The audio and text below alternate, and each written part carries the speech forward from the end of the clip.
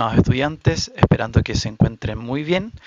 El día de hoy realizaremos la presentación del tema del seminario INR, utilidad clínica y medicamentos asociados, dentro del marco de nuestro curso de bioquímica aplicada del año 2025.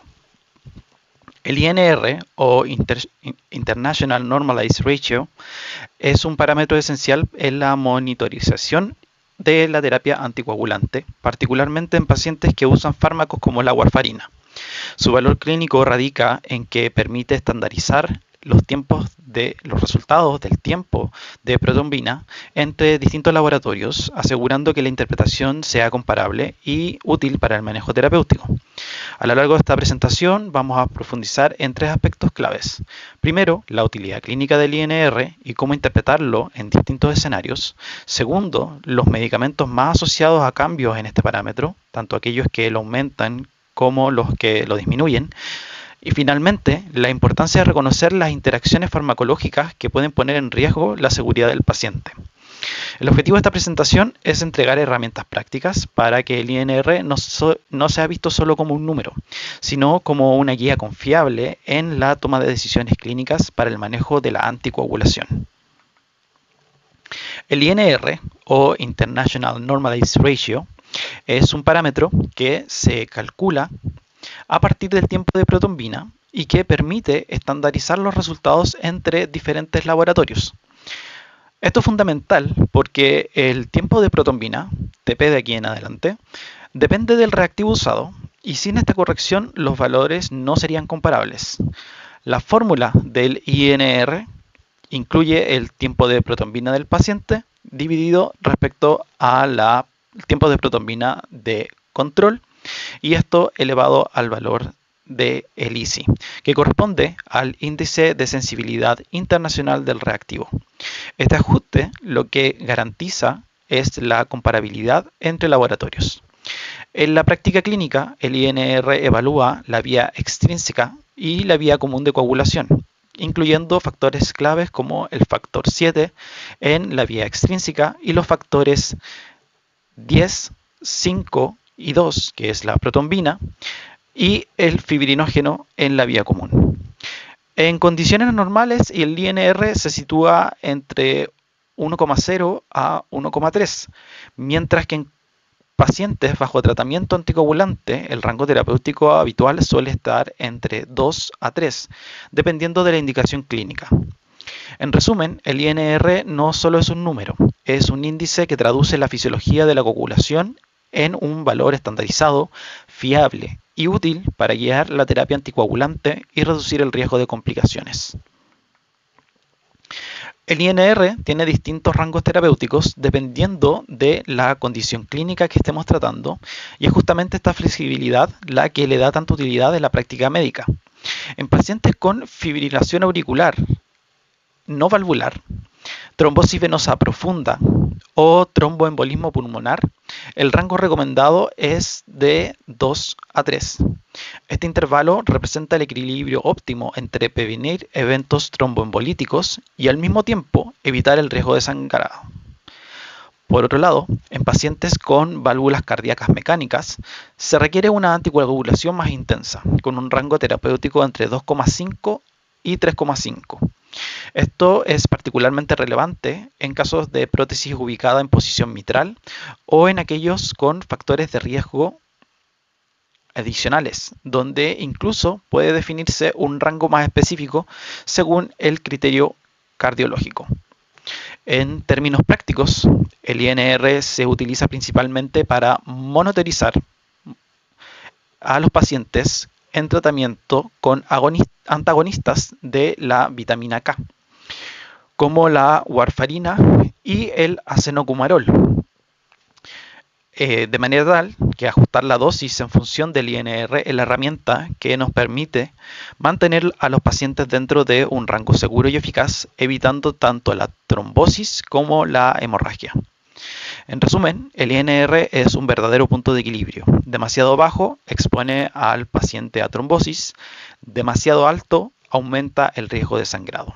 El rango terapéutico adecuado depende siempre del contexto clínico. El INR no se limita al monitoreo de la anticoagulación con antagonistas de vitamina K. También tiene usos adicionales en otras condiciones clínicas. Por ejemplo, en la deficiencia de vitamina K, que puede ocurrir por malnutrición o por el uso prolongado de antibióticos, se observa un aumento del INR debido a la menor disponibilidad de esta vitamina esencial para la síntesis de factores de la coagulación. En casos de enfermedad hepática, el INR se eleva porque el hígado pierde la capacidad de producir factores de coagulación. En este contexto, el INR es un marcador pronóstico importante e incluso forma parte del score MELD para la priorización de trasplantes. Otro escenario son las coagulopatías adquiridas, como la coagulación intravascular diseminada, SID, donde el INR también suele estar prolongado y ayuda en la evaluación del trastorno. Sin embargo, el INR tiene limitaciones importantes. No debe usarse para monitorizar a pacientes tratados con anticoagulantes orales directos, como por ejemplo el apixaban, rivaroxaban, dabigatran y edoxaban, porque estos fármacos tienen efectos variables y no fiables sobre este parámetro, lo que lo hace inútil en su control. Finalmente, respecto a su uso como screening o cribado preoperatorio universal, no se recomienda solicitar INR de forma rutinaria en todos los pacientes. Lo correcto es guiarse por la clínica y los antecedentes, ya que una alteración aislada sin contexto no necesariamente predice el riesgo de sangrado quirúrgico. En conclusión, el INR es muy útil en contextos específicos, pero siempre debemos reconocer sus limitaciones para evitar interpretaciones erróneas. El valor del INR no depende solo de la fisiología del paciente, sino también de la calidad de la muestra y de las condiciones analíticas, por lo que es fundamental reconocer aspectos preanalíticos. En la recolección de la muestra, se utiliza el tubo con citrato al 3,2% en una relación 9:1 con la sangre. Es indispensable llenar el tubo correctamente, ya que un exceso de citrato altera los resultados. Además, la mezcla debe ser suave para evitar la hemólisis, que puede interferir con la medición. En cuanto a las condiciones especiales, la muestra debe procesarse dentro del tiempo recomendado para asegurar su validez. Es importante evitar la hemólisis, lipemia o ictericia que altera la lectura fotométrica del coagulómetro. Otro punto clave es el hematocrito.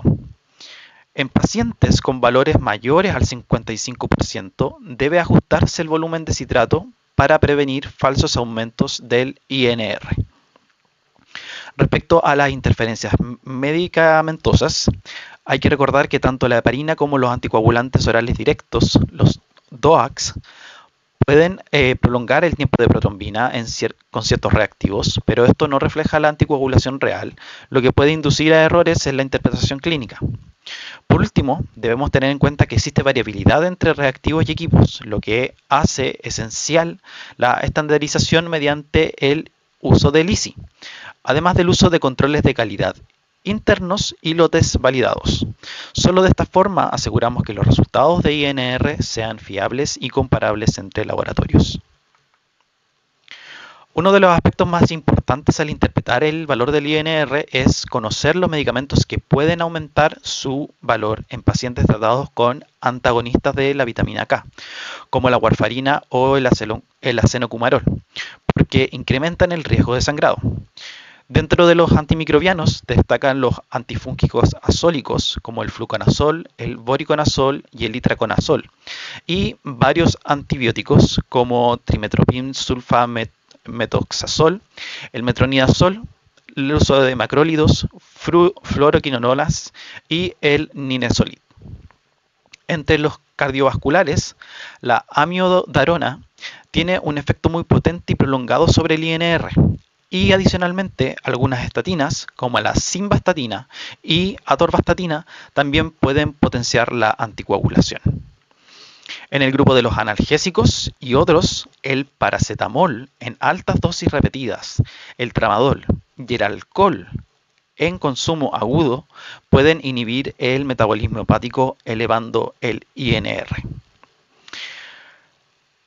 Los mecanismos de interacción son varios. Principalmente destacan la inhibición del citocromo P450, principalmente la isoenzima CYP2C9, que metaboliza la warfarina, el desplazamiento de proteínas plasmáticas, la reducción del microbioma intestinal, principalmente bacterias productoras de vitamina K, lo que disminuye su disponibilidad, y el daño hepático, que reduce la síntesis de factores de coagulación.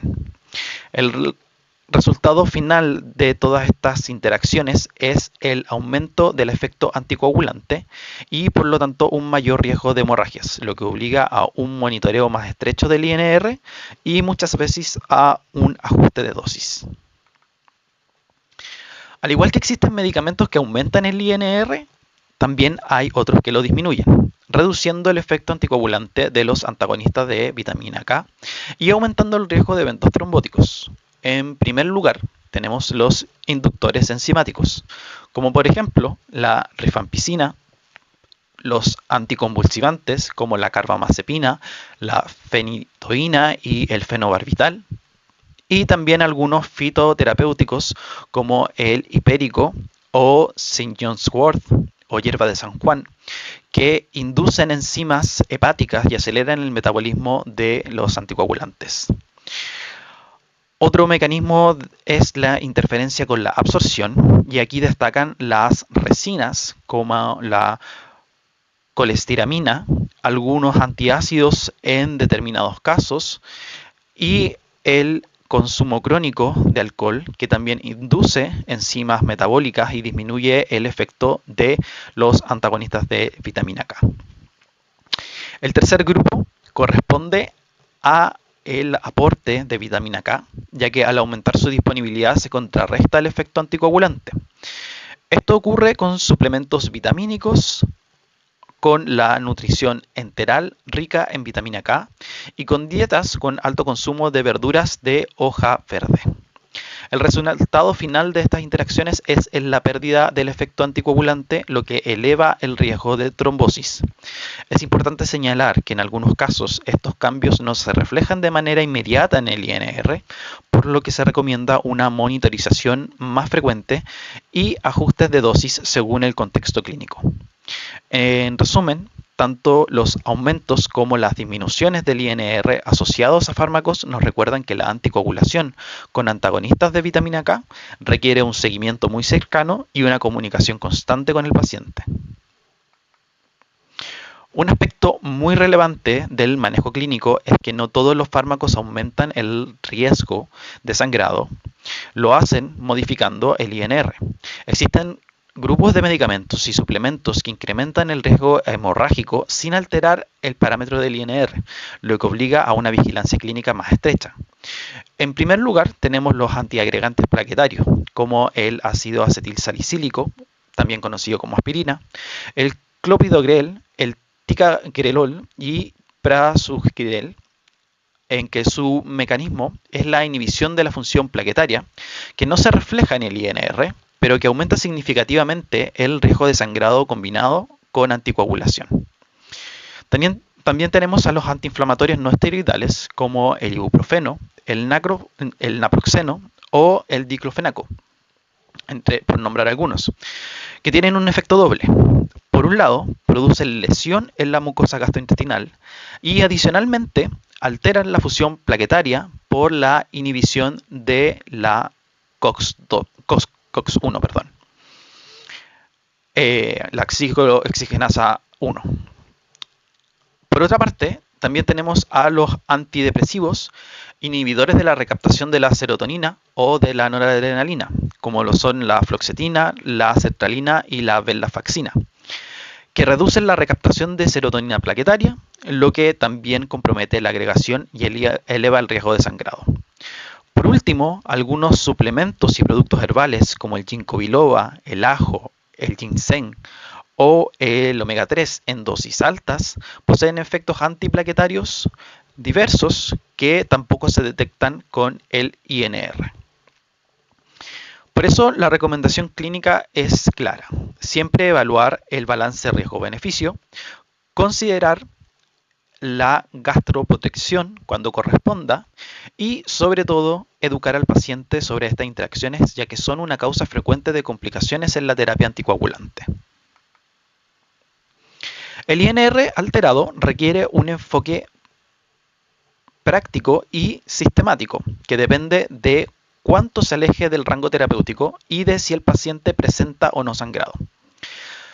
En casos de un INR bajo o subterapéutico, lo indicado es ajustar la dosis de antagonistas de la vitamina K según protocolo, revisar las adherencias por parte del paciente y las posibles interacciones farmacológicas que pudieran estar ocurriendo y repetir el control en 3 a 7 días. Si el INR se encuentra entre 3 a 4,5 sin sangrado, basta con reducir o suspender una dosis y controlar en 24 a 72 horas. Cuando el INR se eleva entre los 4,5 a 10 sin sangrado, se recomienda suspender temporalmente el uso de antagonistas de vitamina K. En pacientes con mayor riesgo, puede considerarse el uso de vitamina K oral en dosis bajas entre 1 y 2 miligramos y un control en 24 a 48 horas. Por otra parte, en caso de un INR superior a 10 sin sangrado, la indicación es más clara. Administrar vitamina K oral en una dosis de 2,5 a 5 miligramos, suspender el tratamiento anticoagulante y mantener un control cercano de la coagulación. Finalmente, en el escenario más grave, el de sangrado mayor o urgencia, el manejo incluye la administración de concentrado de complejo protrombínico de 4 factores, el uso de vitamina K en un rango de los 5 a los 10 miligramos y si no se dispone de concentrado de complejo protrombínico, usar plasma fresco congelado desde el banco de sangre. Todo esto debe hacerse siguiendo los protocolos de nuestra institución de salud o donde estemos trabajando y en coordinación con el equipo de hematología y o cardiología. El mensaje principal es que no existe una única conducta frente al INR alterado. La respuesta debe individualizarse valorando siempre el riesgo de sangrado frente al riesgo trombótico y ajustando el tratamiento de manera segura y controlada. Para ir cerrando esta presentación, es importante quedarnos con algunos mensajes claves que guían la práctica clínica en el manejo del INR. Primero, la selectividad de la monitorización. El INR no solo es útil para monitorizar a pacientes en tratamiento con antagonistas de vitamina K, como la warfarina o el acenocumarol. No debe usarse para monitorizar los anticoagulantes orales, ya que en esos casos no refleja la intensidad real de la anticoagulación. Segundo, la ingesta y la medicación. Mantener una ingesta estable de vitamina K es crucial para evitar variaciones bruscas en el valor del INR. Además, siempre debe informarse cualquier cambio de medicación o automedicación, ya que muchas interacciones pueden alterar el equilibrio entre trombosis y sangrado. Tercero, la frecuencia de los controles. Al inicio del tratamiento los controles deben ser semanales y cuando el paciente está estable pueden espaciarse a controles mensuales. Sin embargo, ante cambios de medicación, enfermedad intercurrente o modificaciones en la dieta, los controles deben intensificarse. Finalmente, un punto transversal es la comunicación multidisciplinaria. El laboratorio clínico, el equipo clínico y el paciente deben trabajar de manera coordinada. El farmacéutico juega un rol central detectando interacciones y educando al paciente para que comprenda la importancia de adherir al tratamiento. El mensaje final es claro. El INR es una herramienta poderosa, pero su correcta interpretación requiere conocimientos farmacológicos y comunicación entre profesionales. Solo de esta forma podemos asegurar la seguridad clínica y la eficacia en la anticoagulación. Estimados estudiantes, hemos llegado al final de esta presentación de seminario. Si les queda alguna duda o alguna consulta, pueden contactarnos directamente a nuestros correos. Nos vemos en una próxima ocasión. Muchas gracias.